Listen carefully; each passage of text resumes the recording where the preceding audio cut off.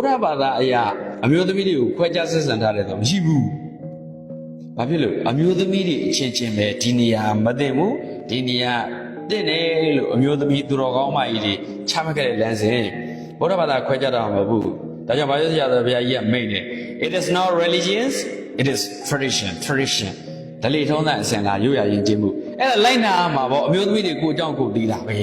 နေရာတကာရင်မောင်တန်းရင်လို့မရဘူးလေဗုဒ္ဓဘာသာမဟုတ်ဘူးခရစ်ယာန်လည်းတချို့အကြောင်းကြီးတွေဆိုရင်စက္ကတ်တွေပါနေဝင်လို့မရဘူးသူလုံကြီးပတ်ပြီးဝင်ရ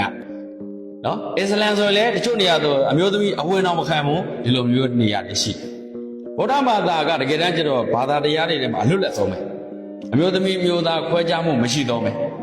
ဒါပေမဲ့တကယ်အစင်းမင်းတဲ့လုပ်ငန်းတွေမှာစัจ जा မဲ့မျိုးသမီးဖြစ်နိုင်ဘူးမဟာမြတ်ကြီးမျိုးသမီးဖြစ်နိုင်ဘူးမြတ်စွာဘုရားလို့သမ္ဗုဒ္ဓဘုရားလို့မျိုးသမီးဖြစ်နိုင်ဘူးပိဋကဗုဒ္ဓမျိုးသမီးဖြစ်နိုင်ဘူးဒါတွေတော့ခွဲခြားမှုရှိတာပေါ့ဒါကတော့တူတန်းတဲ့သူပဲလေလိန်ပေါ်မှာမူတည်ပြီးတော့စွမ်းဆောင်ရည်တွေကကွာတယ်အဲ့ဒါခွဲခြားထားလို့မဟုတ်ဘူးအဲအမျိုးသမီးကဘုရားဖြစ်ချင်အမျိုးသားဖြစ်အောင်ယင်စုပန်ကြိုးစားအဲ့ဒီအမျိုးသားအနေနဲ့ဘုရားစုပန်လို့ရတယ်အခွင့်အလမ်းတော့ရှိလားမရှိဘူးလားဓာတ်ရိုက်အနေနဲ့တော့မရဘူးပေါ့အဲ့ဒါခွဲခြားတတ်တာဟုတ်လားမဟုတ်ဘူးနော်အဲ့တော့ဘာသာတရားရဲ့အဆုံးမလားယဉ်ကျေးမှုဓလေ့ထုံးတမ်းကြောင့်လားဆိုတာလေးလည်းကွဲပြားသိဖို့လိုတယ်